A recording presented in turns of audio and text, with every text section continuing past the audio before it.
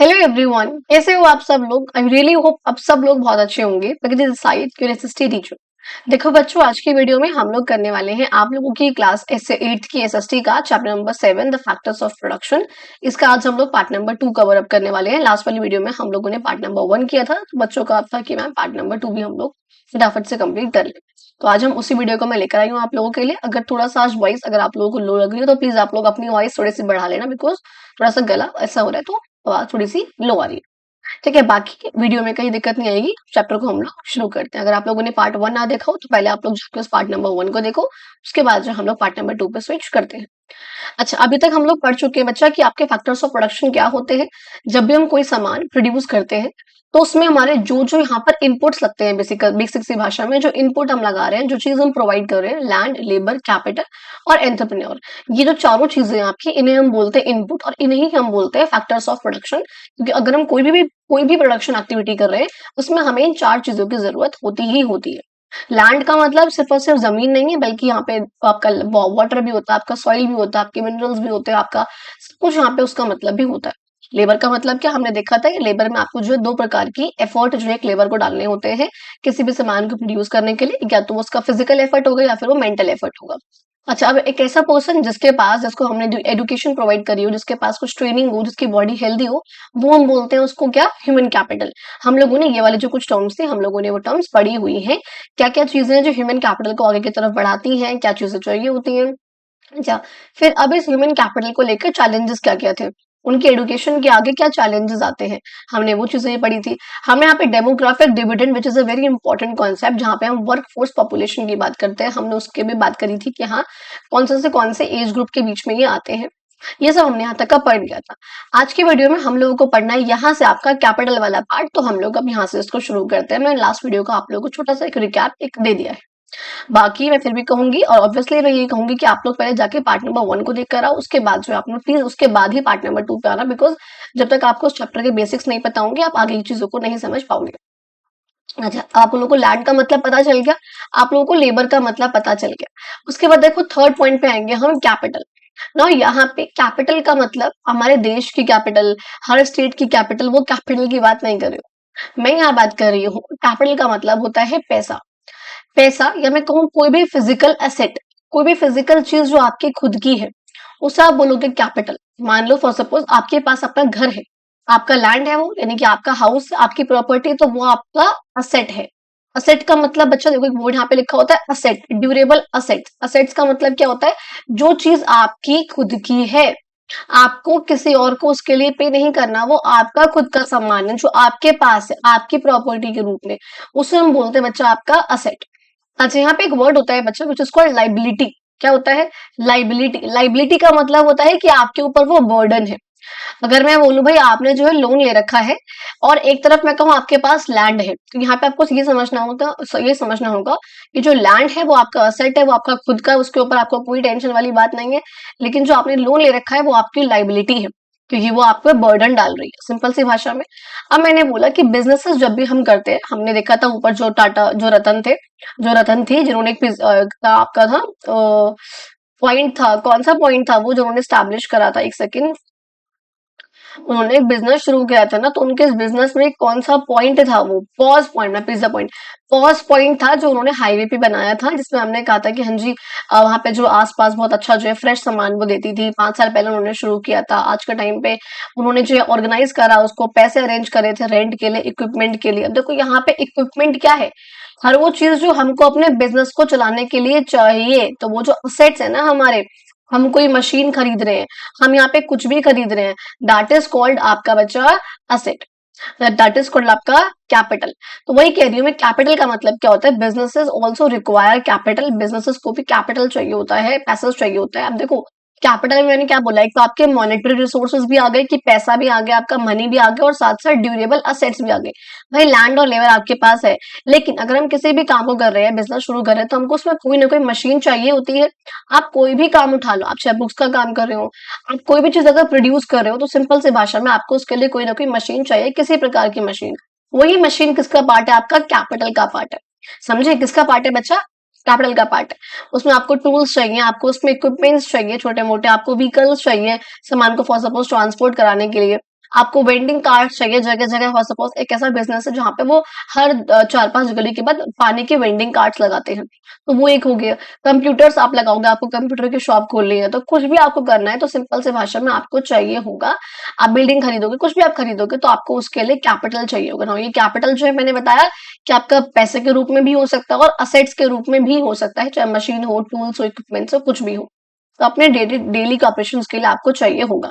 जैसे मैंने बताया था अभी, just as Ratna would have required money to take the land on lease, जिस तरीके से जब रत्ना ने वो जो लैंड को किराए पे लिया था तो उसके लिए उसको जो है पैसा चाहिए था।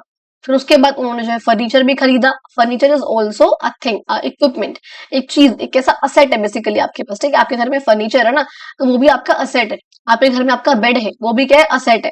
ठीक है, मेरे पास ये लैपटॉप है, ये मेरा असेट है। मेरे पास फोन है, असेट है। आपके पास फोन है, आपके पास टीवी है, वो आपका असेट है। समझे, बहुत सिंपल सी भाषा में कहते हैं इन सबको ये बोलते हैं आपका कैपिटल, यानी कि मनी, एक तो पैसा, प्लस ह्यूमन मेड रिसोर्सेज, जो ह्यूमंस ने बनाए हैं, ह्यूमन के द्वारा बनाए गए रिसोर्सेज हैं, चाहे बिल्डिंग है, चाहे टेबल है, चाहे इक्विपमेंट्स है, चाहे टूल्स है, मशीनरी है, जो भी किसी भी गुड्स एंड सर्विसेज को प्रोड्यूस करने में हेल्प करते हैं, उन्हीं को हम बोलते हैं आपका कैपिटल। तो कैपिटल का सिंपल सा मतलब क्या हुआ कि पैसा और ह्यूमन मेड रिसोर्सेज, चाहे वो कुछ भी, जैसे आप एग्जांपल दिया, वो सब हो जो कि किसी भी गुड को प्रोड्यूस करने में हेल्प कर रहे हो, that is simply called capital. ये बात समझ में आई? अच्छा जी। अब देखो आगे कह रहे हैं आपका कि capital is essential to a manufacturing unit और अ सर्विस सेक्टर एंटरप्राइज। भाई कैपिटल जो है, यानी कि अब जब भी मैं वर्ड बोलूं कैपिटल, आप लोग खुद समझ जाना कि मैं पैसों की भी बात कर रही हूँ और मैं असेट्स की भी बात कर रही हूँ, मैं यहाँ पे दोनों की बात कर रही हूँ। ठीक है, ओके। तो कह रहे हैं अब, लेकिन फॉर सपोज अगर आपको जो है कैपिटल लगानी है, अगर आपको कोई भी मैन्युफैक्चरिंग यूनिट खोलनी है, कोई आपको सर्विस सेक्टर खोलना है, कुछ भी, आपका सर्विस सेक्टर का मतलब क्या है, जहां पे आप अपनी सर्विस प्रोवाइड कर रहे हो। फॉर सपोज आप, हमने पढ़ा हुआ है इसके बारे में, जैसे आपका टीचर है, आपका डॉक्टर है, और टीचर या डॉक्टर आपको कोई सामान नहीं प्रोड्यूस करके दे रहा है, बल्कि वो आपको अपनी सर्विस प्रोवाइड कर रहे हैं। अगर मैं बीइंग अ टीचर, अगर मुझे भी कोई काम शुरू करना है तो मैं क्या करूंगी, या तो मैं देखो, जैसे मैंने अपनी टीचिंग करना शुरू करा यूट्यूब पे, तो मैंने उसके लिए लैपटॉप लिया था।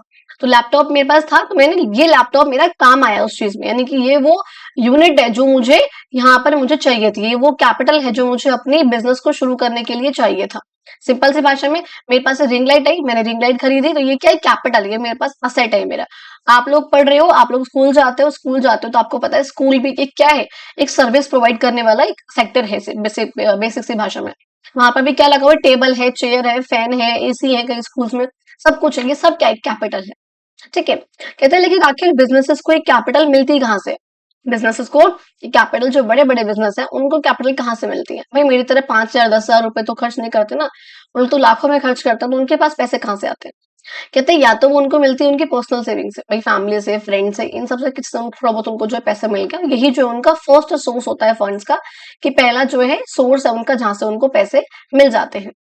And support for individuals when they start a business just as Ratna did. और फिर बाद में क्या होता है, लोग बाग जो उनको सपोर्ट करते हैं जब वो अपने बिजनेस को शुरू करते हैं, जिस तरीके से रत्ना ने शुरू करा, और बाद में जो है बहुत टाइम बाद उनका बिजनेस ग्रो हुआ तो उनको पैसा वहां से आ भी गया।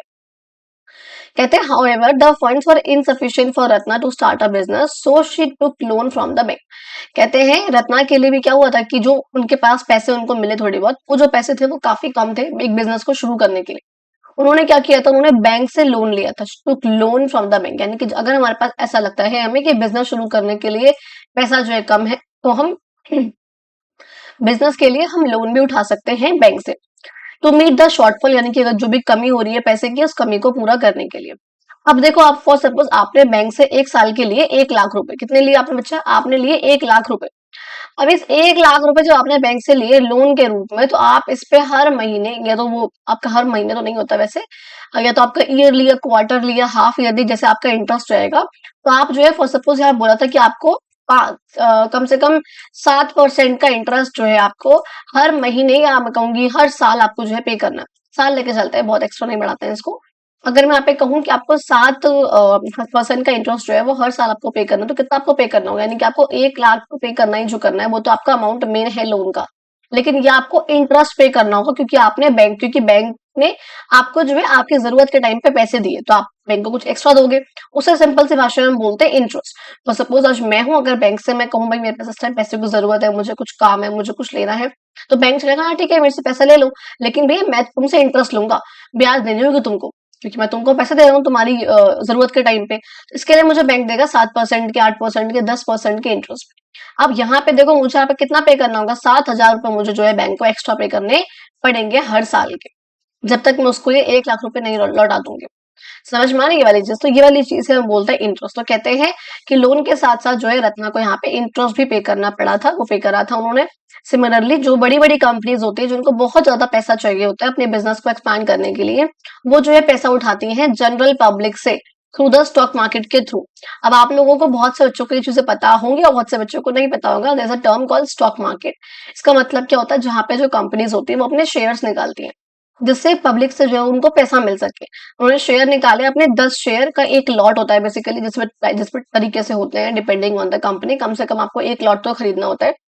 तो कहते हैं आपने 10 शेयर का, 50 शेयर का अपने यहाँ पे जो है कंपनी ने निकाल दिए। अब उसका मतलब क्या होता है कि कंपनी में जितने भी यहाँ पर शेयर्स है, फॉर सपोज उसके जितने भी यहाँ पर हैं, उसमें से 10 शेयर अगर आपके हो गए तो कितना परसेंट जो है वो कंपनी में आपका एक शेयर हो गया, उसे हम बोलते हैं शेयर।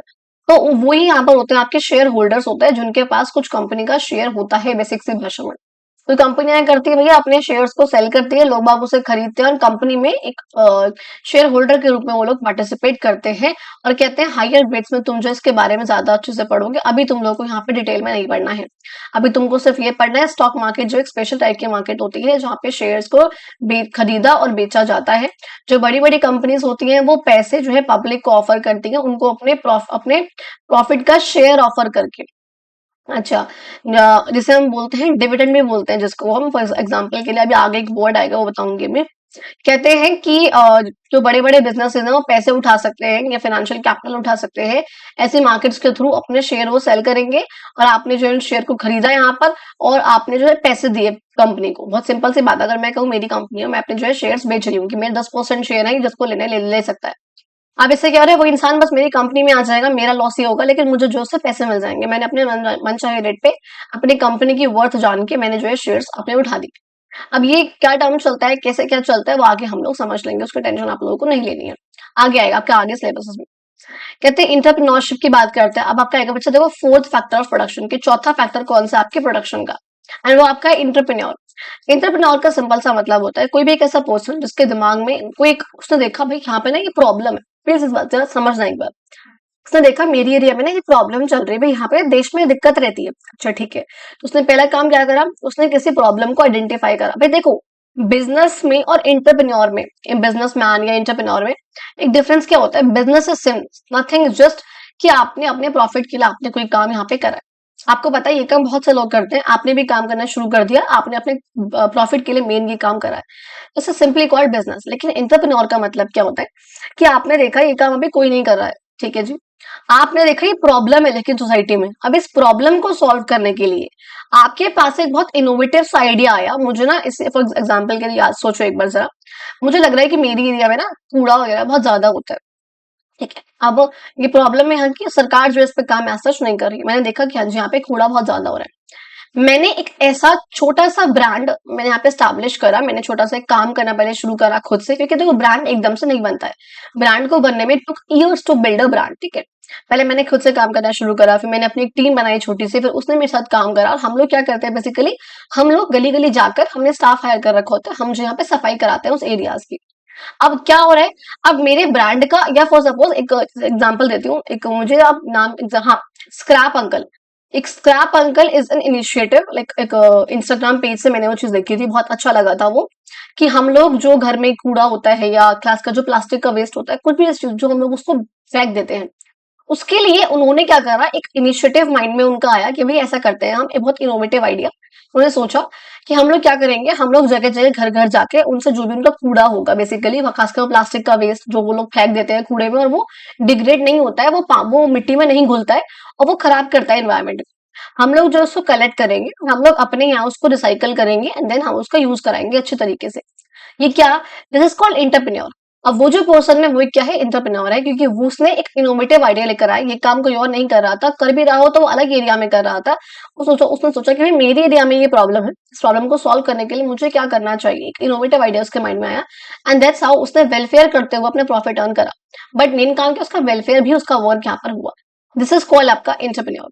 तो कहते हैं जब आप अपना एक बिजनेस शुरू करते हो या कुछ भी ऐसा क्रिएट करते हो, किसी भी कोई नया क्रिएट करते हो अपनी किसी प्रॉब्लम को सॉल्व करने के लिए, किसी प्रॉब्लम को सॉल्व करने के, जैसे यहाँ पे देखो दिखा रखे हैं अरुणाचल प्रदेश में बैम्बू से बने हुए ये प्रोडक्ट्स यहाँ पर है, केन से बने हुए प्रोडक्ट्स हैं। यहाँ पर देखो फूड की प्रोसेसिंग यहाँ पर ये दिखा रखी है, this is something which is called business, this is entrepreneur. ठीक है, यहाँ पे डिफरेंस होगा जो आप लोगों को समझना होगा। ये देखो पेट्रोकेमिकल प्लांट है, दिस इज बिजनेस, और ये क्या है, ये पॉटरी के प्रोडक्ट्स है दिल्ली में, दिस इज एंटरप्रेन्योर। ये आपको डिफरेंस यहाँ पे दिखा रखा है।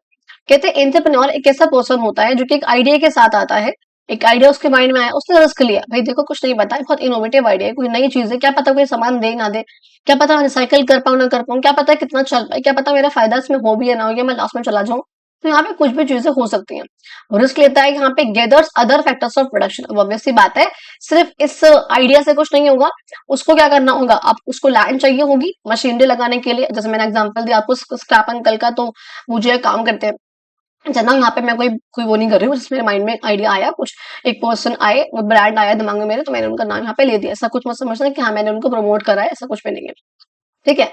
अच्छा, अब क्या हुआ भाई, वो लोग क्या करेंगे अपनी मशीन को लगाने के लिए उनको लैंड चाहिए होगा, लैंड हुआ, लोगों को वो हायर करेंगे जो कि अपने फिजिकल लेबर भी लगा रहे हैं, मेंटल लेबर भी लगा रहे हैं, काम दिमाग से भी काम करेंगे, ह्यूमन कैपिटल भी लगेगा वहां पे, वो सब चीजें यहाँ पर। अब उन्होंने कैपिटल भी लगाया, उनको पैसे की जरूरत भी पड़ी और उनको जो है मशीनरी की जरूरत भी पड़ी।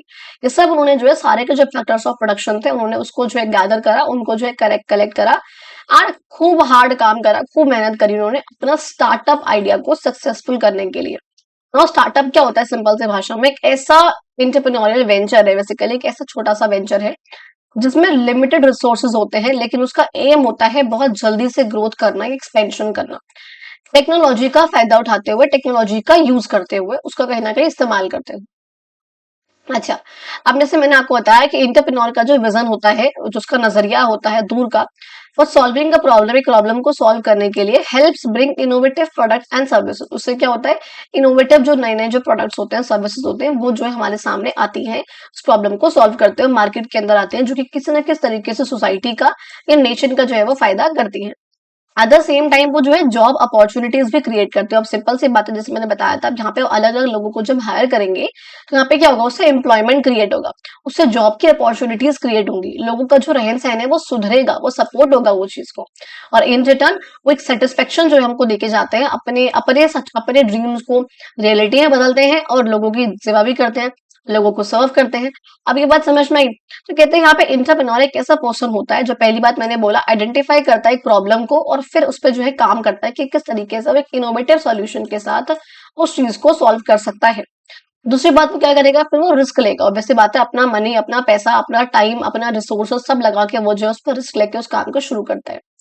अब वो क्या करेगा, जो भी इंपॉर्टेंट डिसीजंस होते हैं कि भाई किस तरीके से काम करना है, कहाँ से शुरुआत करनी है, क्या ऑपरेशंस करने हैं, क्या चीजें करनी है, वो सारे काम, जो सारे जो मेन डिसीजंस हैं वो कौन लेगा, वही एंटरप्रेन्योर लेगा। उसके बाद जो सारे जो फैक्टर्स ऑफ प्रोडक्शन थे वो सबको यहाँ पे कंबाइन करेगा, लैंड, लेबर, कैपिटल जो है सबको यहाँ पे साथ में लेकर आएगा, एंड देन लास्ट में वो सोसाइटी के वेलफेयर में कंट्रीब्यूट करेगा अपने इस इनोवेशन के साथ। इसी पर्सन को हम बोलते हैं बच्चा आपका इंटरप्रेन्योर। बिजनेस अलग है, इंटरप्रेन्योर यहाँ पे अलग है, इनोवेटिव आइडिया लेकर आना, सोसाइटी के प्रॉब्लम्स को सॉल्व करते हुए, दिस इज कॉल्ड आपका इंटरप्रेन्योर। यहाँ पे एक बहुत अच्छा एग्जाम्पल है यहाँ पे आपके जेडी टाटा का, जिनके आज रतन टाटा जी थे, जिनके भी कुछ टाइम पहले ही वो हुई है। ठीक है, यहाँ पे देखो कहते हैं man who dream big for India, एक ऐसे इंसान जिन्होंने इंडिया के लिए बहुत बड़ा सोचा, बहुत चीजें यहाँ पे सोची, कहते हैं वो, आप कहते हैं जेआरडी टाटा, जहां जहांगीर रतन जी दादा भाई, दादा बॉय उन्हें बोलते हैं जेआरडी टाटा, एक ऐसे इंटरप्रेन्योर, इंडस्ट्रियलिस्ट ऑल्सो और फिलेंथ्रोपिस्ट ऑल्सो। अच्छा, कहते हैं यहाँ पे Tata was one of the India's greatest entrepreneurs थे, ये इंडिया के बहुत बड़े एंटरप्रेन्योर में से एक थे, और उन्होंने एक मॉडर्न इंडिया बनाने में एक बहुत बड़ा रोल जो उन्होंने प्ले करा है। उनका जन्म जो है 1904 में ही हुआ था, और वो टाटा ग्रुप के जो है हेड बने थे, एंड वन ऑफ द जो कि one of the largest business group था उस टाइम पे कंट्री का। उनका ये मानना था कि बिजनेस का मतलब सिर्फ और सिर्फ पैसा कमाना नहीं होता, लेकिन लोगों की हेल्प करना, सोसाइटी की हेल्प करना भी होता है, और इसलिए उन्होंने जो इंडिया की first airline which is called Tata airlines शुरू करी थी 1932 में। इसका बाद में जो इवन नाम चेंज होकर जो आप आगे जो आप देखते हो ना, एयर इंडिया, ठीक है, उसका जो है वो नाम हो गया था, और अपना नाम हटा के इस पे से एयर इंडिया नाम जो है इस पे रख दिया था। इनकी लीडरशिप में जो टाटा ग्रुप था वो बहुत एक्सपैंड होता है अलग अलग एरियाज में। आपको पता है सिर्फ टाटा जो है सिर्फ एयरलाइंस तक सीमित नहीं है, टाटा स्टील भी है, टाटा कार्स भी है, टाटा पावर भी है, टाटा केमिकल्स भी है, बहुत कुछ है। तो टाटा जो है बहुत से बड़े बड़े एरियाज में जो है वो फैला है। एंड टाटा जो है जाना जाता है for caring about his workers, अपने वर्कर्स के बारे में और अपने वर्कर्स का ध्यान रखने के बारे में। क्योंकि ऐसा नहीं है कि टाटा जो है सिर्फ और सिर्फ अपना काम करते हैं, नहीं, क्योंकि उनका मेन मोटिव क्या था कि उनको सोसाइटी की भी हेल्प करनी है। तो अपने वर्कर्स का भी बहुत ध्यान रखते हैं और उनको एक अच्छी वर्किंग कंडीशन, अच्छे वेजेस जो है प्रोवाइड करने में काफी बिलीव रखते हैं। एक विजन के मैन है, हार्ड वर्क और ऑनेस्टी में विश्वास रखते हैं। इसी के लिए उनको 1992 में भारत रत्न का अवार्ड भी मिला था, जो कि इंडिया का हाईएस्ट सिविलियन अवार्ड होता है, जो कि किसी भी पर्सन को मिलता है उनके उनके क्षेत्र में कोई बहुत अच्छा काम करने के लिए, नेशन को बहुत अच्छी सर्विस प्रोवाइड करने के लिए। जब भी आपको गवर्नमेंट बेसिकली प्रेसिडेंट देते हैं आपको ये, आपको अवार्ड मिलता है भारत रत्न का। आपने सुने होंगे कुछ अवार्ड्स होते हैं, भारत रत्न, भारत सॉरी आपका उसके बाद जो आपके अलग अलग आते हैं, पद्म भूषण, पद्म विभूषण, पद्मश्री। ये जो आपके कुछ अवार्ड्स होते हैं जो कि सिविलियन अवार्ड्स होते हैं। इन सिविलियन अवार्ड में से सबसे हाईएस्ट जो अवार्ड होता है वो आपका होता है बच्चे भारत रत्न। अगर आपने नेशन के लिए कोई बहुत अच्छा काम करा है उसके लिए आपको जो ये अवार्ड मिलता है। अच्छा, यहाँ पर मैं एक और चीज बोलने वाली थी विच वाज, अब मुझे याद नहीं आ रही है मे बी, कुछ था जो मुझे यहाँ से हाँ, कि आपको पता है कि टाटा जो जो थे आपके जो रतन टाटा जी हैं, वो कितनी ज्यादा चैरिटी जो है प्रोवाइड करते हैं अपनी इनकम में से। आपको चीज पता है, कई बच्चों को पता होगा, ऑलमोस्ट 50% जो पार्ट है अपनी इनकम का वो सबके सब उसी में चैरिटी में दे देते हैं। नेक्स्ट देखो बात करते हैं बच्चे हम लोग आपकी टेक्नोलॉजी की। ये टेक्नोलॉजी किस तरीके से एक अनेबलर है प्रोडक्शन का, प्रोडक्शन को और बढ़ाता है, प्रोडक्शन को और आगे लेके जाता है। तो वो टेक्नोलॉजी वो काम कैसे करता है उसकी हम जरा बात कर लेते हैं। एक सेकेंड। कहते हैं technology means the application of scientific knowledge. Technology का मतलब है कि जब यहाँ पर आप जो साइंटिफिक नॉलेज आपके पास है, एक second, is it visible, everything is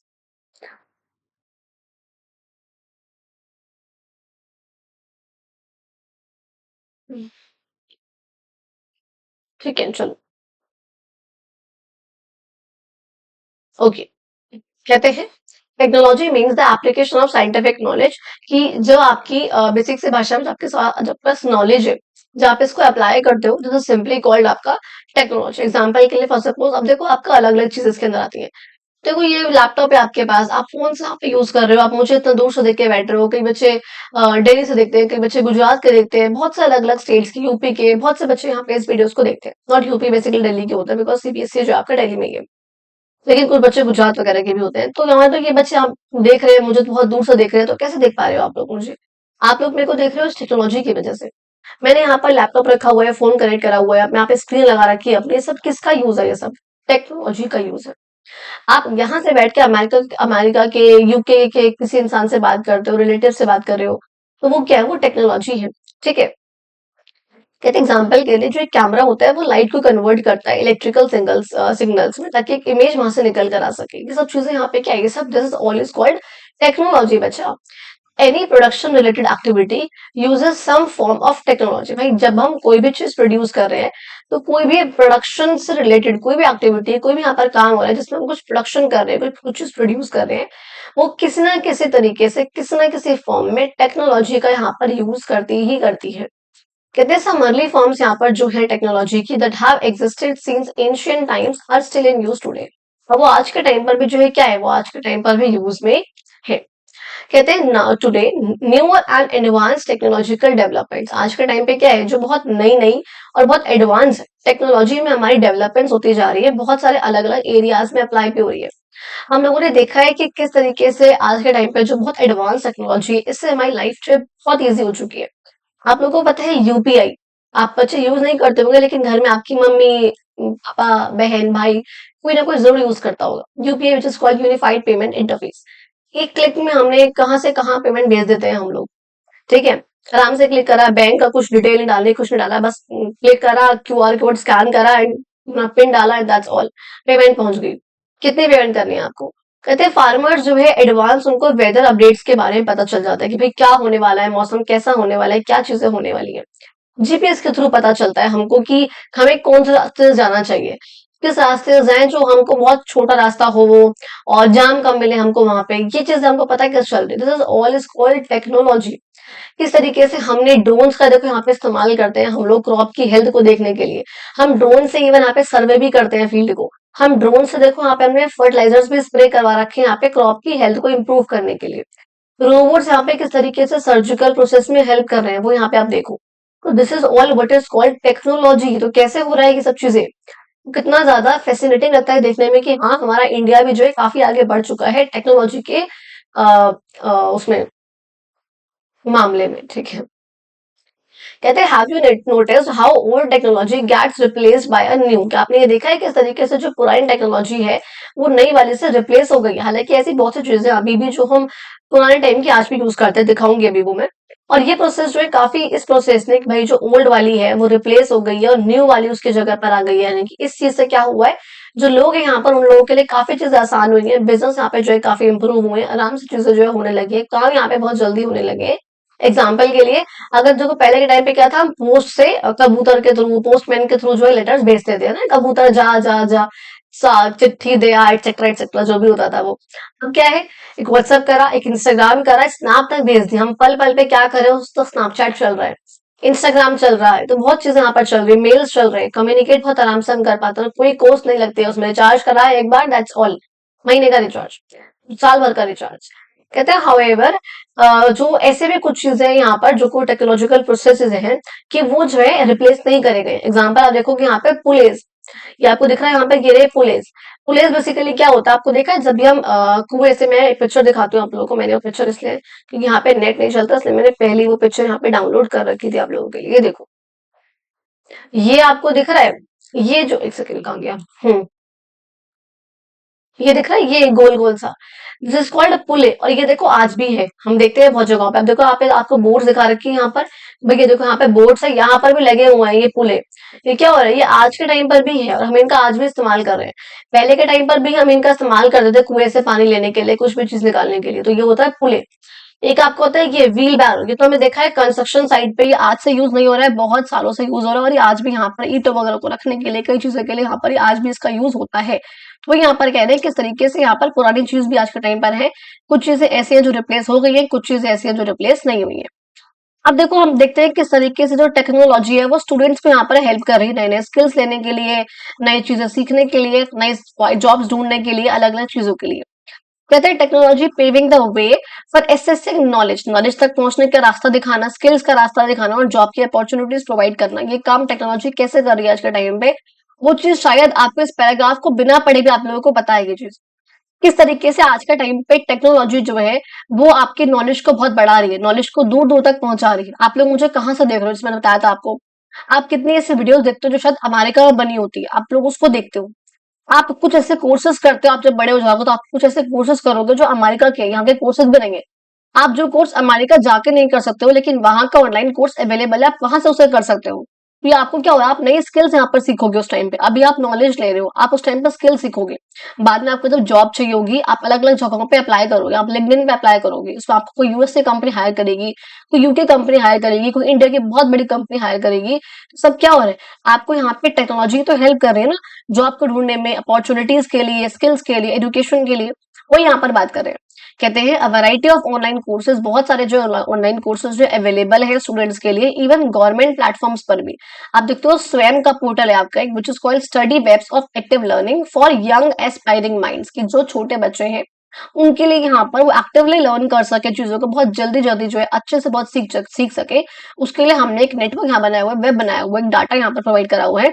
हमने यहाँ पे साइट साइट बनाई हुई है बेसिकली, जो कि कोर्स प्रोवाइड करते हैं, which offers courses for grade 9 onwards. यानी कि अगर आप 9th क्लास को जो आप लोग बच्चे क्रॉस कर लोगे तो 9 से लेकर के आपको जो है कुछ कोर्सेज को यहाँ पर ऑफर करना। And even massive open learning open online courses MOOC यहाँ पर जो है प्रोवाइड करना है, यहाँ पर उस चीज को ऑपरेट करना, ताकि जो लर्नर्स है वो अलग अलग सब्जेक्ट्स को एक्सप्लोर कर सके, चाहे वो रोबोटिक्स हो, एक्वाकल्चर हो, क्या पानी में कैसा चीजें रहती हैं, टेक्सटाइल प्रिंटिंग करना हो, और ये सब चीजें वो भी कैसे फ्री ऑफ कॉस्ट जो आपको प्रोवाइड होती है स्वयं की वेबसाइट पे।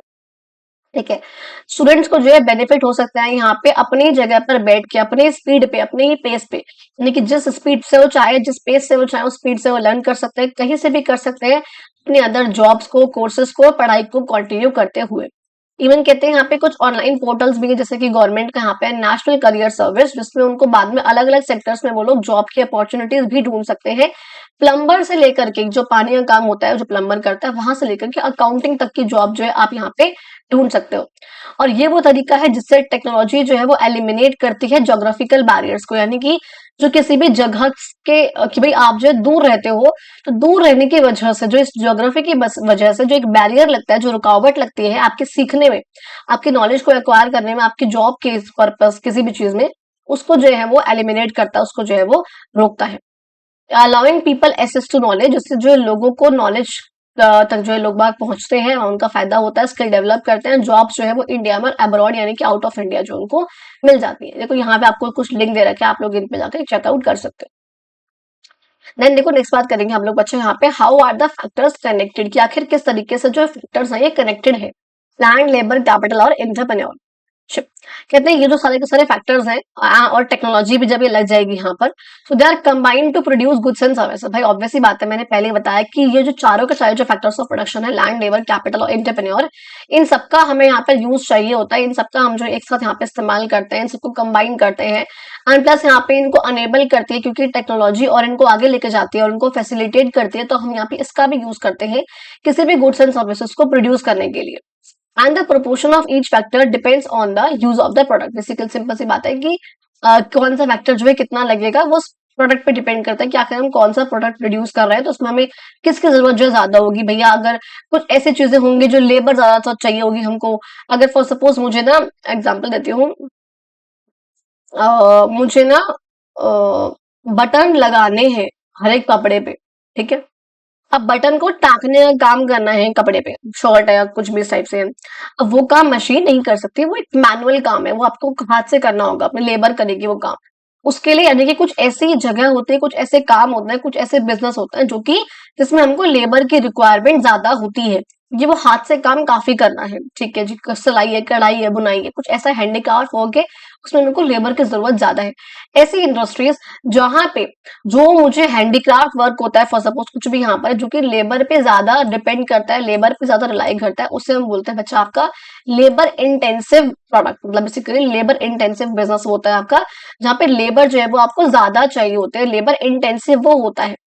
अब मान लो फॉर सपोज कुछ भी ऐसी चीजें, सेमी कंडक्टर की चिप्स है, कोई सैटेलाइट है, कोई मशीन बेस्ड काम है, ऐसा काम है, फॉर सपोज सिर्फ उस पर जो है प्रिंट करना है, प्रिंट कैसे होगा, मशीन से होगा। कोई भी कपड़ा आ गया है, प्रिंट हुआ, फिर वो आगे गया, फिर दूसरा कपड़ा आया, फिर वो प्रिंट हुआ, फिर आगे गया, फिर तीसरा कपड़ा आया, वो प्रिंट हुआ, ये काम जो है प्रिंट चल रहा है, तो मशीन से यहाँ पर एक काम हो रहा है, यानी कि कुछ ऐसे बिजनेस है जिनमें मशीन जो है, मशीन का काम ज्यादा होता है, उनको हम बोलते हैं आपके कैपिटल इंटेंसिव। यानी कि आपके दो टाइप के आपके बेसिकली बिजनेस हुए, मान लो एक हुआ आपका लेबर इंटेंसिव, जिसमें हमको लेबर की रिक्वायरमेंट ज्यादा होती है, हाथ से काम ज्यादा करना होता है, हैंडीक्राफ्ट वर्क होता है, तो लेबर की जरूरत ज्यादा होती है। एक आपके होते हैं मशीन, जिसमें जो है ज्यादा ज्यादा चाहिए होती है, जिसे हम बोलते हैं आपका कैपिटल इंटेंसिव, इनमें जो है मशीन की जरूरत ज्यादा होती है।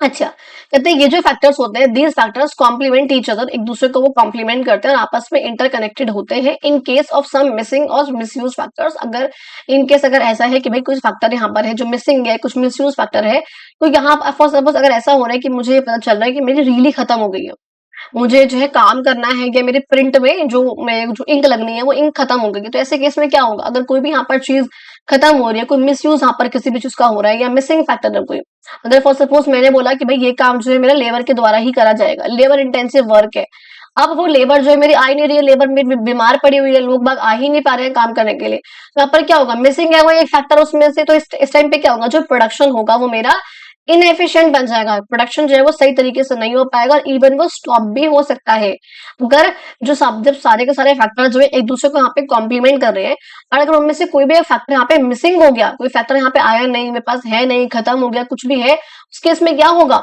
कि मेरा जो प्रोडक्शन है, जो एक्टिविटी मेरी चल रही है, वो यहाँ पे इनएफिशिएंट हो जाएगी, वो सही से यहाँ पर वर्क नहीं कर पाएगी, वो स्टॉप हो जाएगी, ठीक है। हाउएवर इन सम केसेस, कुछ केसेस में ऐसा होता है, नई टेक्निक जो है वो प्रोपोर्शन को चेंज करती है, यूज एंड आउटपुट, एग्जांपल के लिए मान लो कई बार क्या होता है, कुछ टेक्निक ऐसे होती है जो कि आउटपुट यहाँ पे कितना निकलेगा कितना नहीं निकलेगा उसको यहाँ पर जो है चेंज कर देती है। एग्जाम्पल के लिए मान लो अगर हमने देखा भैया, increase machine use in agriculture can lower dependence on labour. देखो सिंपल सी बात है, अब हमने क्या देखा कि हमारी जो इकोनॉमी है वो लेबर इकोनॉमी से थोड़ी सी कन्वर्ट होकर मशीनरी बेस्ड इकोनॉमी पे जाके कन्वर्ट हो रही है, कैपिटल इंटेंसिव जो हमारी इकोनॉमी बन रही है, जिसमें हमें कैपिटल की नीड जो है वो ज्यादा होती है, हमें उसकी जो ज्यादा आवश्यकता होती है, ज्यादा जरूरत उसकी होती है। तो क्या होता है, कई बार ऐसा हुआ है, अभी भी ऐसा होता था, हुआ है मतलब बहुत बार, कि जिन चीजों में लेबर की जरूरत है वो काम जो है अब मशीन ने उसको ओवरटेक कर लिया है। तो वो जो काम पहले लेबर कर रही थी वो काम जो है मशीन कर रही है। यहाँ पर क्या हुआ है कि अब यहाँ पर एग्रीकल्चर है, एग्रीकल्चर में जो काम पहले टिलिंग का काम, सीड्स बोने का काम, जो भी यहाँ पर काम था, लैंड को सर्वे करना, स्प्रे करना, ये सब काम जो है पहले मैनुअली लोग बाग यहाँ पर खुद करते थे फार्मर्स। अब क्या हो रहा है, ट्रैक्टर कर रहे हैं, उसके बदले यहाँ पर वो काम ड्रोन्स कर रहे हैं, सर्वे करने का, स्प्रे करने का, ये सब काम यहाँ पर मशीन के थ्रू होने लग गए हैं। तो यहाँ पर ये चीजें यहाँ पर प्रॉब्लम आई है कि मशीन के यूज होने की वजह से एग्रीकल्चर में जो यहाँ पर लेबर पे डिपेंडेंस थी वो जो है वो कम हो गई है। सिमिलरली अगर आप 3D प्रिंटिंग की बात करोगे, it can help revive the dying art forms in textiles by producing handloom products at a large scale to serve the market. Basically यहाँ पे कह रहे हैं, अगर आप बात करोगे 3D प्रिंटिंग की, उसमें भी क्या हुआ है कि सॉरी कि जो आपके ऐसी आर्ट फॉर्म्स जो पहले जो है, मतलब मैं कहूंगी पहले पहले चरण में थी, वो जब दोबारा यहाँ पे रिवाइव हो रही है वो इकोनॉमी आपकी। हम देखते हैं कि बहुत से ऐसे प्रिंट्स होते हैं जो पहले चलते थे और आज के टाइम पे वो दोबारा वो प्रिंट यहाँ पे लौट लौट कर आ रहे हैं। तो कहते हैं यहाँ पे जो प्रोडक्शन के इनपुट्स होते हैं, they are available at different geographic locations. Businesses can procure them from these very locations and combine the inputs to produce goods and services. देखो यहाँ पे कहते हैं, बहुत अच्छी लाइन यहाँ पे लिखी है, कहते हैं यहाँ पे जो प्रोडक्शन के इनपुट्स होते हैं, इनपुट्स कौन कौन से, जो हमने बात करी है फैक्टर्स ऑफ प्रोडक्शन की, लैंड, लेबर, कैपिटल और एंटरप्रेन्योर। अब ऑब्वियसली बात है, जाहिर है, क्या बताओ, कोई एक ऐसा एरिया हो जहाँ पे लैंड तो खूब सारा है माइनिंग करने के लिए, लेकिन वहां पे लेबर नहीं है फॉर सपोज। अब आप क्या करोगे, आप कहीं और से जो है लेबर यहाँ पर लेकर आओगे। कोई एक ऐसा एरिया जहाँ पे लैंड भी है और क्या लेबर भी है, लेकिन वहां पे कोई पैसा लगाने वाला नहीं है, तो वहां पे कोई दूसरा पर्सन आएगा जो वहां पे पैसा लगाएगा, कैपिटल यहाँ पे आएगी उसके बाद। क्या पता तीनों चीजें हो, लेकिन वहां पे एंटरप्रेन्योर ही ना हो, कोई बिजनेस स्टैब्लिश ना करना चाह रहा हो। तो यहाँ पे क्या चीजें मैंने बोली कि कई बार ऐसा होता है कि जो प्रोडक्शन इनपुट्स होते हैं सारे के सारे, ये अलग अलग लोकेशंस पर होते हैं, कहीं पर कोई चीज है, कहीं पर कोई चीज है, कहीं पर कोई चीज है। और अगर हमें यहाँ पर कोई बिजनेस यहाँ पर करना है, कोई भी हमें काम करना है, तो वो जो बिजनेस मैन होगा, जो भी इंटरप्रेन्योर होगा, वो क्या करेगा, वो इन सब फैक्टर्स को यहाँ पे जो प्रोक्योर करेगा, यहाँ पे उनको एक साथ जो है लेकर आएगा, बेसिकली इनको कंबाइन करेगा, अलग अलग फैक्टर्स ऑफ प्रोडक्शन को यहाँ पे अपने गुड्स एंड सर्विसेज को प्रोड्यूस करने के लिए। वो देखेगा, अच्छा यहाँ पे लैंड है, ठीक है, तो वो लेबर कहीं और से लेकर आएगा, पैसा वो खुद लगाएगा और यहाँ पे आके जो है फिर वो अपना काम करेगा। वो देख रहा है कि अच्छा लैंड तो यहाँ पर है, लेकिन यहाँ पे लेबर ही नहीं है, यहाँ पे लेबर, यहाँ पे लैंड नहीं है, तो वो लेबर को कहीं और ले जाएगा। समझ रहे हो? तो क्या होता है कई बार कि सारे जो फैक्टर्स ऑफ प्रोडक्शन है वो एक जगह पर नहीं होते हैं, कहीं पे लैंड है पर वहां पे कैपिटल नहीं है, वहां पे लेबर नहीं है, तो वहां से लेबर को लेकर आएगा कहीं और से, एंड फिर जो है कैपिटल लगाएगा, अपना दिमाग लगाएगा, अंदर बिजनेस को अपने शुरू करेगा। ये जो प्रोसेस कई बार आप लोगों का हमारा चलता है। कहते हैं 10, जो यहाँ पे जोग्राफिकल इंटरकनेक्टेडनेस है, जो यहाँ पे हमारी ज्योग्राफी जो आपस में काफी कनेक्टेड है, इससे बिजनेस को यहाँ पर काफी आगे वो लेके जाती है चीज, बिकॉज हम लोग जो आपस में इंटरकनेक्टेड है, तो बिजनेस जो है अलग अलग इनपुट्स तक पहुंच पाते हैं कि एक वहां पर है, एक वहां पे ढूंढ लिया उनको, अब सबको जो है कंबाइन करके उसने अपने गुड्स एंड सर्विसेज को प्रोड्यूस करा। हाउएवर यहाँ पे कहते हैं जो प्रोडक्शन एक्टिविटीज है, जो समटाइम्स टाइम क्या हो रहा है, 15 मिनट है, फिर बच्चे आ जाएंगे यार।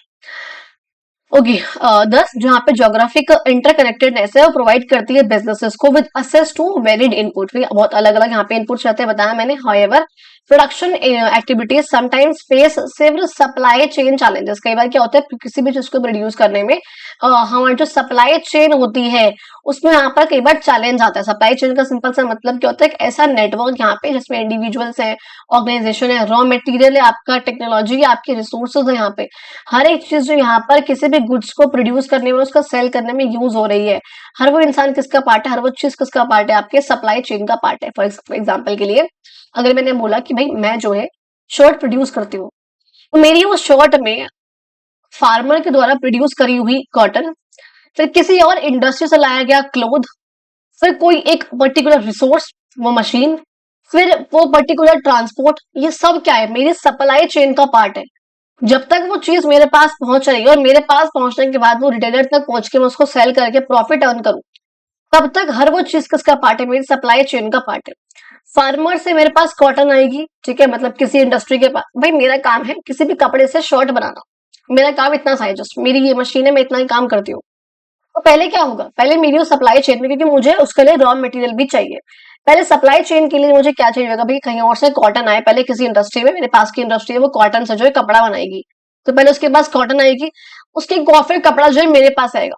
फिर जो है क्या हो रहा है, पहले ट्रांसपोर्टेशन भी हुआ उसका, वो उधर से उधर आया भी। तो यहाँ पर ये सब चीजें, जहाँ पे कॉटन लग रही है, यहाँ पे जो रिसोर्सेज लग रहे हैं, यहाँ पर जो व्हीकल लगी है, यानी कि जो उसका ट्रांसपोर्टेशन लगा है, जो मेरे रॉ मटेरियल लगा है, जो मेरे रिसोर्सेज यहाँ पर यूज होंगे, जो आगे जाएगा वो कुछ भी यहाँ पर होगा, हर वो चीज किसका पार्ट है यहाँ पर, जो भी प्रोडक्शन में और सेल करने में यहाँ पर लग रहा है, हर वो एक्टिविटी, हर वो रिसोर्स, हर वो ऑर्गेनाइजेशन, हर वो इंडिविजुअल, हर वो रॉ मटेरियल किसका पार्ट है, यहाँ पे सप्लाई चेन का पार्ट होता है। ये बात समझ में आ गई आप लोगों को? चलो जी, आगे देखो यहाँ पे कहते हैं, अगर अगर इस सप्लाई चेन में यहाँ पे कोई भी डिसरप्शन होता है, फॉर सपोज अगर मैंने बोला कि ट्रांसपोर्टेशन की कॉस्ट जो है बहुत महंगी होगी, कि जब जब यहाँ पे कॉटन जो है वो मेरे साथ वाली फैक्ट्री तक आ रही है, बहुत दूर से आ रही है, तो उसकी कॉस्ट जो है बहुत बढ़ चुकी है, बिकॉज यहाँ पे फॉर सपोज मैं कहूँ अगर जो वर्कर्स है उनकी स्ट्राइक चल रही है, तो उन्होंने जो है अपने चार्जेस जो है बहुत बढ़ा दिए, तो क्या होगा, उससे ट्रांसपोर्टेशन कॉस्ट बढ़ जाएगी। अगर ट्रांसपोर्टेशन कॉस्ट बढ़ेगी तो ऑब्वियसली बात है मैं अपने कपड़े की कॉस्ट बढ़ा दूंगी। भाई मुझे तो अपना प्रॉफिट निकालना है, मैं तो यही काम करूंगी, ऊपर से बनिया इंसान वैसे हूँ, और अपना प्रॉफिट सोचना है। तो यहाँ पर कहते हैं कि भाई मैंने डिस्ट्रप्शन, अगर यहाँ पे कोई भी प्रॉब्लम हो छोटी सी भी सप्लाई चेन में, चाहे वो दूर, क्योंकि दूर से आने की वजह से हो या लोकल इनपुट्स की वजह से, कुछ भी यहाँ पर हो सकती है, उससे क्या होता है, जो प्रोडक्शन के प्रोसेस है उसमें जो रुकावट लग सकती है, उसमें हॉल्ट हो सकता है। बिकॉज मैं यहाँ पर क्या कर रही हूँ, जो मेरे लोकल इनपुट्स हैं, मैं उसकी बजाय जो दूर से रिसोर्सेज हैं, जो दूर से यहाँ पर चीजें आ रही है, उस पर रिलाई कर रही हूँ। फिर क्या पता मेरे पास में कहीं ना कहीं कॉटन ग्रो होती है, मैं उस पर, मेरे भाई तेरी कॉटन खराब है, मैं तो वहीं से मंगाऊंगी। अब वहां से मंगाने के चक्कर में ट्रांसपोर्टेशन कॉस्ट जो है मेरी एक्स्ट्रा लगेगी। अब एक्स्ट्रा लग रही है, लेकिन अब ऊपर से स्ट्राइक हो गई है वर्कर्स से, बिकॉज उनको मान लो उनके वेजेस ठीक नहीं मिल रहे, कुछ भी यहाँ पर चीज हो सकती है। वर्कर स्ट्राइक करे तो मेरी ट्रांसपोर्टेशन कॉस्ट और बढ़ जाएगी, मेरे पास तक आएगी, फिर उस तक जाएगी, फिर मेरे पास तक आएगी। तो ये जो है क्या हो रहा है यहाँ पर, अगर ऐसे केसेस में सप्लाई चेन जो है कहीं पे डिस्टर्ब हुई है, कहीं पे खराब हुई है, कहीं पे रुकी है, कहीं पे डिस्ट्रप्शन हुआ है, डिस्टर्बेंस हुई है, तो उससे जो है क्या होगा, मेरे प्रोडक्शन प्रोसेस में रुकावट आएगी। वैसे बात, पहले तो उसको आने में टाइम लगेगा, क्योंकि आना का नहीं करेगा रेट में, फिर मैं नेगोशिएट करूंगी, भाई ये वाला रेट रहने दे, इस वाले रेट पे आ जाए, तो यहाँ पर प्रॉब्लम होगी। कहते हैं अभी आपको मिस नहीं करना है, बेसिकली कहते हैं यहाँ पे इंडिया जो है वो वर्ल्ड का सेकंड लार्जेस्ट मोबाइल का फोन का मैन्युफैक्चरर है इंडिया के बाद 2025 में। और बाकी हमको ये पता है कि पॉपुलेशन में तो जो है इंडिया हमारा आगे निकल चुका है चाइना से।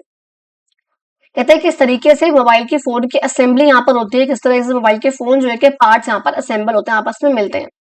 पहली बात यहाँ पे स्टार्टिंग होती है कि R&D की, यानी कि जो रिसर्च एंड डेवलपमेंट की टीम होती है, रिसर्च एंड डेवलपमेंट, जो रिसर्च का भी काम करती है और डेवलपमेंट भी करती है फिर चीजों की, वो कॉन्सेप्चुअलाइज करती है अलग अलग फीचर्स को, कि हाँ जी इस वाले फोन में कौन से नए फीचर्स होने चाहिए। फिर वो लैंड को एक्वायर करती है वहाँ पे किस जगह पे, और फिर फैक्ट्री जो है वहाँ पे सेटअप करती है।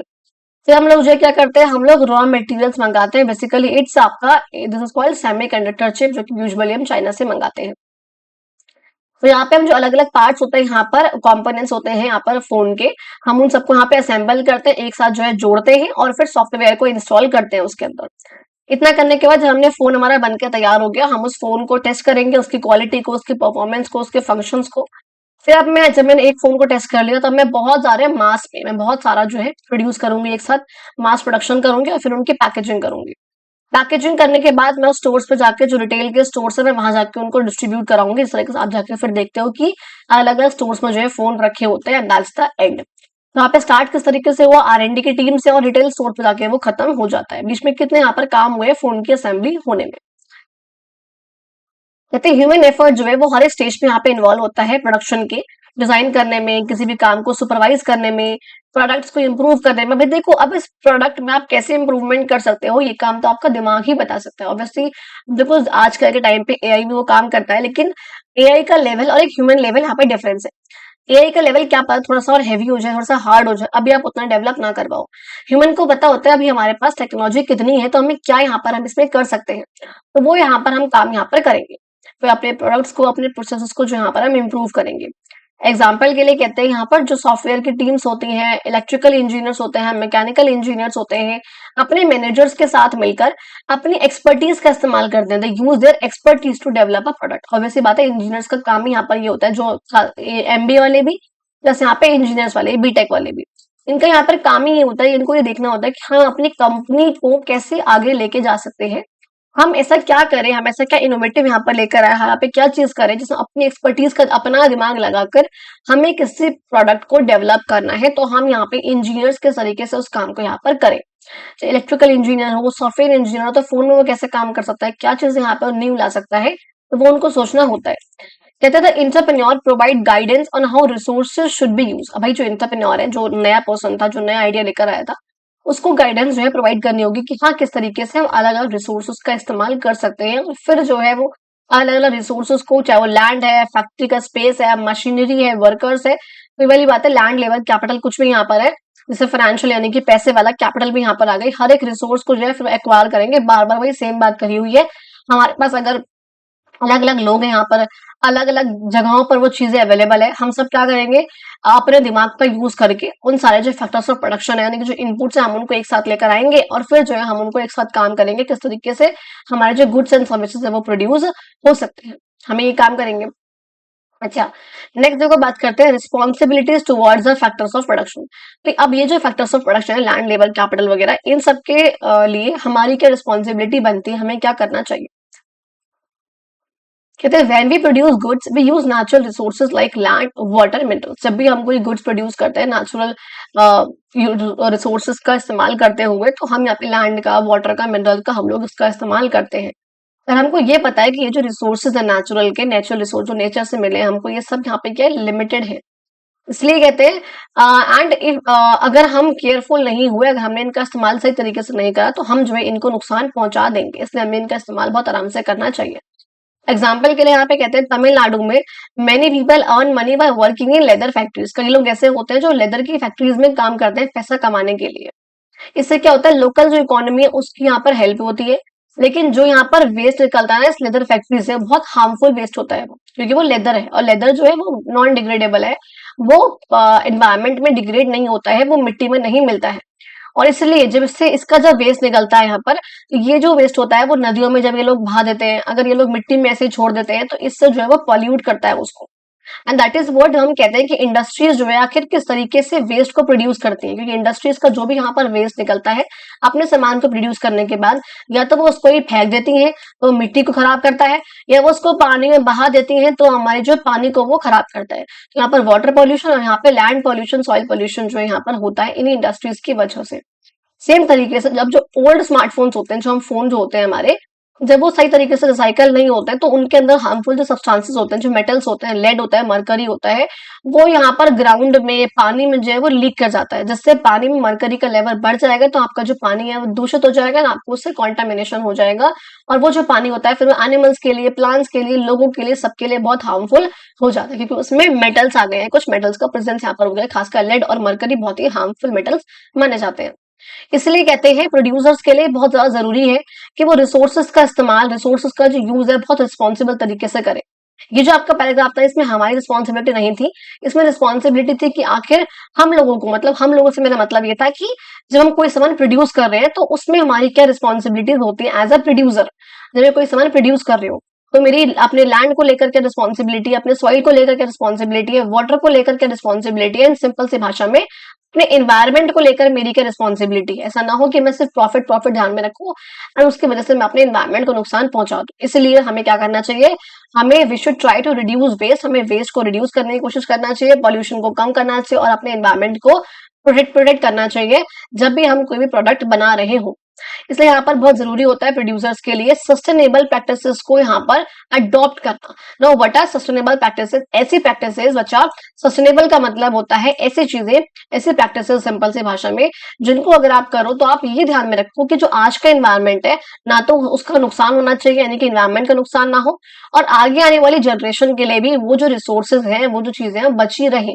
अगर मैं एग्जांपल देती हूँ हमेशा, अगर फॉर सपोज आप इस तरीके से लेदर, अब जैसे ऊपर था आपका, अगर ये एग्जांपल ये वाला दूं, अगर आप जो है लेदर का यहाँ पर जो वेस्ट था, आपका जो फोन का यहाँ पर जो वेस्ट था, आप ऐसे डालते रहोगे तो सॉइल जो है खराब हो जाएगी, फिर कहाँ से फर्टिलिटी आएगी, वाटर जो है खराब हो जाएगा, फिर कहाँ से पानी पियोगे, प्रॉब्लम यहाँ पर हो जाएगी ना।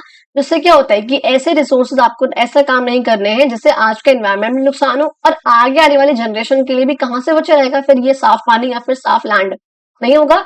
इसलिए हम बोलते हैं सस्टेनेबल प्रैक्टिसेस जो है हमें करनी चाहिए, ताकि ना तो आज आप एनवायरमेंट को नुकसान पहुंचाओ, और आगे आने वाली जनरेशन जो है उनका भी आप ध्यान में रखो, उनके लिए जो रिसोर्सेज है वो बचे रहे। तो कहते हैं हमें जो है सस्टेनेबल प्रैक्टिसेस का इस्तेमाल करना चाहिए, प्रोड्यूसर्स के लिए बहुत जरूरी है ये चीज, ताकि जो फ्यूचर के यूज के लिए जो रिसोर्सेज हैं वो बचे रहे, वो रिप्लेनिश हो सके, अगर खत्म भी हो जाए तो बहुत जल्दी से यहाँ पर वो आ सके। समझे इस बात को। यहाँ पे देखो दिखा रखा है किस तरीके से recycling industrial waste water before releasing it. कहते हैं यहाँ पर जब भी आप जो भी, जैसे यहाँ पर था वो कि गंदा पानी यहाँ पर जो भी होता है, मैंने बताया था कि इंडस्ट्री से जो गंदा पानी निकलता है उसको ऐसे ही बहा देते हैं, जबकि पहले वो उसको पानी को उनको उस गंदे को यहाँ पे रिसाइकल करना चाहिए। तो जो वेस्ट वाटर निकलता है इंडस्ट्रीज का, गरम गरम उबलता हुआ खोलता हुआ गंदा पानी होता है, पहले इन लोगों को इसको रिसाइकल करना चाहिए, उसको वाटर बॉडी किसी भी रिवर में, किसी स्ट्रीम में, किसी लेक में फेंकने से पहले। और यहाँ पर कहते हैं रिसाइकल प्रोडक्ट्स का यहाँ पर इस्तेमाल करा हो जा रहा है, यहाँ पे दिखा रहा है किस तरीके से इनपुट्स के रूप में यहाँ पे इनका इस्तेमाल कर रहे हैं। कितना रह गया, फटाफट से कंप्लीट कराना, स्टूडेंट्स आने वाले हैं। कहते हैं apart from land and natural resources, land और नेचुरल रिसोर्सेज के अलावा भी अगर आप देखो, businesses have responsibilities towards their workers and employees. अब देखो अगर आप लैंड या रिसोर्स यानी कि नेचर का ध्यान रखने के साथ साथ जो बिजनेस होते हैं उनकी कुछ रिस्पॉन्सिबिलिटीज अपने वर्कर्स यानी कि अपने एम्प्लॉयज के लिए भी होती है। क्या होती है, अब कई अगर मेरे सपोज अगर मेरे अंडर कोई भी वर्कर्स यहाँ पे काम कर रहे हैं, तो as a businessman, as a producer मेरी कुछ रिस्पॉन्सिबिलिटीज बनती है उनके खिलाफ। पहली बात कि मैं उनको साफ वर्किंग कंडीशंस में उनसे काम करवाऊं। भाई ऐसा ना हो कि बहुत गंदगी है, हाइजीनिटी है, वो मैं कुछ मेंटेन तो कर रही नहीं, बस अपना काम करा रही हूँ उनसे ताकि मेरा कुछ है प्रॉफिट हो सके, तो वो मुझे नहीं करना चाहिए। कि वर्किंग कंडीशंस कहाँ पे ध्यान रखूं। दूसरी बात, फेयर कॉम्पनसेशन दूं, मैं उनको सही वेजेस दूं, जितना वो काम कर रहे हैं उसके अकॉर्डिंग मैं उनको पैसा भी यहाँ पर दूं। तो वो यहाँ पर कह रहे हैं कि एम्प्लॉयर्स को, यहाँ पर एम्प्लॉयर्स कौन है, जो यहाँ पे एम्प्लॉय कर रहा है। अगर मैं यहाँ पर ओनर हूं तो मैं यहाँ पे एम्प्लॉयर हूं, यानी कि मैं जब अपने अंडर लोगों को एम्प्लॉय करूंगी। और एम्प्लॉय कौन होगा, डबल ई वाला, जो यहाँ पर काम करेगा मेरे लिए। एम्प्लॉयर कौन, जो मैं हूं, क्योंकि मैं इन लोगों को एम्प्लॉय कर रही हूँ। तो एम्प्लॉय यहाँ पर वो जो काम कर रहा है, और एम्प्लॉयर यहाँ पर वो जो काम करवा रहा है, जो इन लोगों को हायर कर रहा है। तो इसको हम लोगों को इंश्योर करना होगा कि यहाँ पे जो वर्कर्स, जो एम्प्लॉय है यहाँ पर, उनको फेयर जो है पैसा उनको दिया जाए उनके काम के लिए, और सेफ इन्वायरमेंट में जो उनसे काम कराया जाए। दूसरी बात, उनके स्किल को डेवलप करना चाहिए मुझे, उनकी ट्रेनिंग को, उनको ट्रेनिंग प्रोवाइड करके। कहते हैं रिस्पॉन्सिबिलिटी यहाँ पर ये भी होती है कि मैं उनकी एजुकेशन में, उनकी ट्रेनिंग में यहाँ पर जो इन्वेस्ट करूं, ताकि उनके जो स्किल्स है वो डेवलप हो सके, ताकि वो अपने लेबर मार्केट में कॉम्पिटिटिव बने रहे, दूसरे इंसान से वो कॉम्पिटिशन कर सके। ऐसा ना हो कि सेम काम में उनसे कराते रहूं और उनके जो है कुछ डेवलपमेंट उनका हो ही ना पाए। थर्ड यहाँ पे कहते हैं वर्क प्लेस के राइट्स एंड प्रोटेक्शन। भैया ऑब्वियसली बात है, यहाँ पे कुछ रूल्स एंड रेगुलेशंस बने होते हैं लोगों के लिए, कुछ फेयर ट्रीटमेंट मुझे उनको देना होगा। ऐसा नहीं है कि अगर मेरे यहाँ वो एक दिन लेट आ गए तो मैं उनको मारा मोरी करने लग जाऊं उनके साथ, ये काम नहीं करना होता। डिस्क्रिमिनेशन ना हो भैया मेरे ऑफिस में कोई भी कलर के बेसिस पे, जेंडर के बेसिस पे, मुझे वो ध्यान रखना होगा। ऑल्सो दोनों को यहाँ पर सेम वेजेस देना। डिस्क्रिमिनेशन का यहाँ पर मतलब ये भी है, अगर मेरे यहाँ मेन भी काम कर रहे हैं, वुमेन भी काम कर रहे हैं, मैं यहाँ पे दोनों को इक्वल वेजेस दूंगी। अगर वो सेम काम कर रहे हैं, सेम नंबर ऑफ आवर्स काम कर रहे हैं, तो मैं यहाँ पे सेम ही वेजेस दूंगी। साथ साथ मैं उनकी हेल्थ का भी ध्यान रखूंगी, और मैं उनको पेड लीव भी दूंगी अगर रिक्वायरमेंट हुई। अब पेड लीव कब दूंगी, फॉर सपोज यहाँ पे दिवाली है, यहाँ पे होली है, तो भैया उससे वो तो नहीं है भाई, क्योंकि पूरा ऑर्गेनाइज रूप से यहाँ पे काम चल रहा है, तो अगर वो लोग उस दिन छुट्टी भी होगी तब भी उनको उसका पैसा मिलेगा। अगर कोई फीमेल है जो कि प्रेग्नेंट है, तो मैं उनको मैटरनिटी लीव भी दूंगी भाई, वो जो है लीव वो पेड होती है, तो वो भी यहाँ पर जो है उनको मिलेगी। ठीक है जी।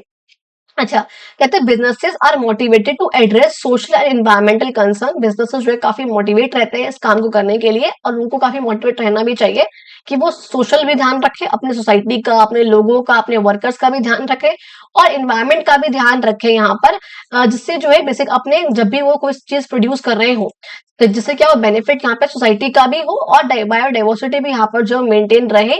और इसे यहाँ पर हम कहते हैं corporate social responsibility, which is called CSR।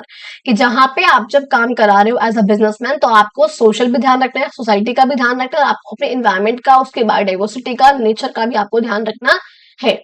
इसे हम बोलते हैं आपकी कॉर्पोरेट वर्ल्ड में होने वाली सोशल रिस्पॉन्सिबिलिटी जो आपके ऊपर है। इसमें आप क्या करोगे, आप जो पॉल्यूटिंग एक्टिविटीज है आपकी, आप उससे जो रिड्यूस करोगे। आप लोगों का जो लोकल कम्युनिटीज है आप उनका ध्यान रखोगे। अपने एम्प्लॉयज को, अपने कस्टमर्स को आप रिस्पेक्ट के साथ, डिग्निटी के साथ आप उनका जो है आप उनको ट्रीट करोगे। आप उनको मारोगे नहीं, आप उनको फेयर वेजेस दोगे, आप सही काम करोगे, आप इन्वायरमेंट का नुकसान नहीं पहुंचाओगे। एंड दिस इज कॉल्ड बच्चा आपका कॉर्पोरेट में होने वाली सोशल रिस्पॉन्सिबिलिटी, कि आपकी सोसाइटी के प्रति, इन्वायरमेंट के प्रति कुछ रिस्पॉन्सिबिलिटीज होती है, उन्हें यहाँ पर हम ये बोलते हैं। कहते हैं इंडिया जो है वो फर्स्ट नेशन यहाँ पर था जिस जो ये इस तरह की लॉ लेकर आया था इसका कि हाँ जी, अगर एक बिजनेस यहाँ पर बन रहा है तो बिजनेस का यहाँ पर काम है कि भाई इनका वो ध्यान रखे अलग अलग चीजों को, इन्वायरमेंट का भी और लोगों का भी, सोसाइटी का भी।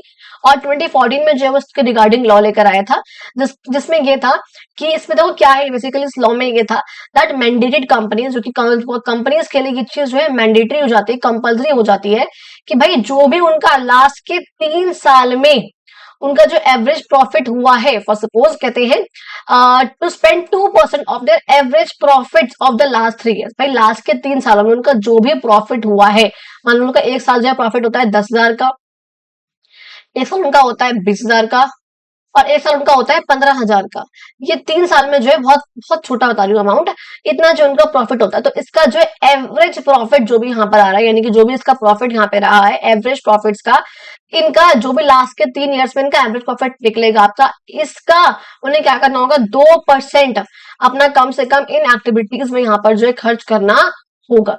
क्या करना होगा, इन्हें खर्च यहाँ पर करना होगा। अब देखो यहाँ पे 45,000 का अगर मैं हाफ करूंगी तो फिर भी 15,000, और इस 15,000 का वो कह रहे हैं कि 2%, देखो बहुत छोटा सा अमाउंट यहाँ पे आएगा ये, ऑल्दो क्योंकि बहुत अमाउंट मैंने छोटी सी ली थी यहाँ पर, तो यहाँ पे मैं कहूंगी 150 इंटू में 2, यानी कि 300 रुपए अकॉर्डिंग टू दिस, कि अगर इनका यहाँ पर हो रहा है तो कम से कम उन्हें इतना जो अमाउंट है वो उन्हें खर्च करना होगा यहाँ पे सोशल रिस्पॉन्सिबिलिटी में, this is simply called CSR।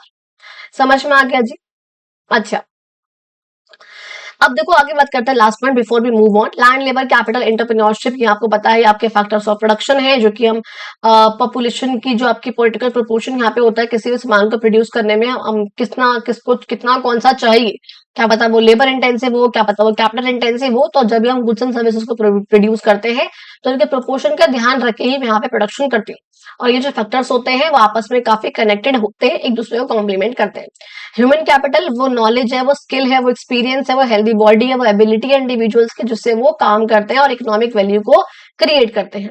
और ये एजुकेशन से इन्फ्लुएंस होती है, ट्रेनिंग से, हेल्थ से, टेक्नोलॉजी के यूज से वो होते हैं, जिससे लोग जो है वो ज्यादा प्रोडक्टिव होते हैं अपनी वर्क फोर्स में।